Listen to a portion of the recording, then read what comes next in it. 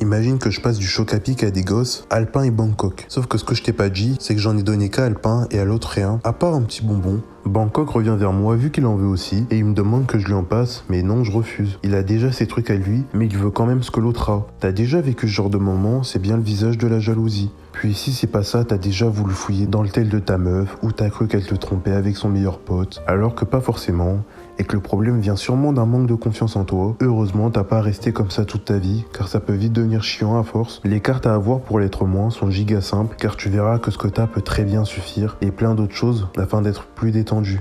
Pour bien parler de jalousie, sortir de ça, je vais vite fait te parler de possession. Et pas ce type de possession, plutôt ce que t'as devant toi, l'appareil avec lequel tu m'écoutes, t'appartient, on est d'accord ? Pourtant, t'aimerais avoir le dernier iPhone 68 Pro, vu qu'il est incroyable, il ressemble totalement aux 3 derniers, mais vas-y. Ou peut-être car plein de gens l'ont pas, et toi tu veux être le premier. On veut toujours avoir le truc en premier, sauf que tu peux pas. Et malgré ça, t'as un pote qui l'a maintenant. T'es un peu envieux, t'as envie de tâter le jouet. Mais non, tu l'auras pas, il veut pas te le prêter ce radin. Bon, en même temps, ça lui a coûté plus de 1000 balles. Enfin, ce que je veux dire, c'est que le monde est injuste. Ce que t'as eu en travaillant, quelqu'un l'a eu en plus grand nombre, plus facilement et depuis sa naissance, et grâce à ses parents. Et plus vite tu comprends ça, plus t'assimileras que ça fait partie de la vie. Même si c'est pas pour ça qu'il faut abandonner ses projets ou ce qu'on veut entreprendre. Mais là encore ça va, t'es juste envieux. Ce qui est une bonne chose si tu sais le tourner en ambition. Et pas un type de jalousie saoulante, du genre celle trop méfiante et qui va concerner quelqu'un avec qui t'es. Imaginons que tu te remates avec ta meuf les saisons de Ginny et de Georgia, puisque c'est bientôt Noël. Elle se barre vite fait chercher les nouilles et son tel étant pas loin de toi, toi qui avais déjà des soupçons, t'as envie de faire l'inspecteur dans son tel. C'est le pire genre de jalousie possible. Tu fais pas confiance à cette personne, alors que elle si, et en plus t'entres trop dans sa vie privée, alors qu'on a tous besoin d'un petit jardin. Je sais ce que t'as en navigation privée qu'aucun va. Puis ce type de personnes trop jalouses peuvent l'être aussi avec leur entourage proche, avec ton cercle de potes ou autre, et pensent que rien ne les appartient et qu'en même temps tout leur est dû. Ils sont du coup trop méfiants envers les autres et envers eux-mêmes aussi, même s'il y a aussi d'autres facteurs, comme le manque de confiance, trop de doutes personnels et du stress. Et en vrai, être quelqu'un de jaloux, que ça soit avec des trucs matériels ou avec quelqu'un, c'est pas utile dans la vie de tous les jours. C'est chiant puisque tu considères jamais ce que toi t'as déjà. En plus, des fois, même si à la base t'appréciais, imaginons cette personne, le bête de vélo qu'elle a va te faire détester celle-ci, juste à cause d'une histoire de possession. T'as alors une personne chiante, qui veut tout ce qu'il a pas, et c'est pour ça que personne n'aime les gens jaloux. Ils savent pas profiter au mieux de ce qu'ils ont déjà.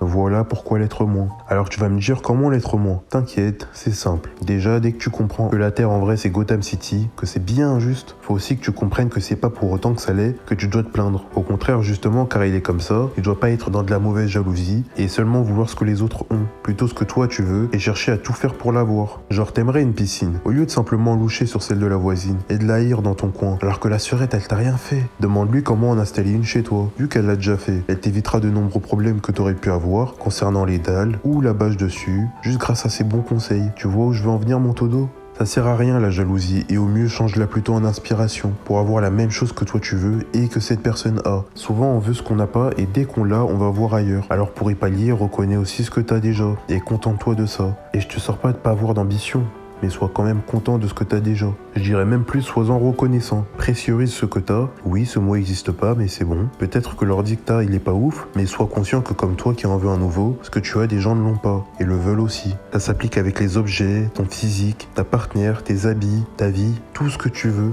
Lorsque tu te rends compte que ce que tu possèdes déjà a bien plus de valeur que ce que t'aimerais avoir, t'es bien moins méfiant ou envieux et jaloux. Avec les couilles lâchées à l'air, ta confiance et t'es détendu, frérot. T'es moins jaloux.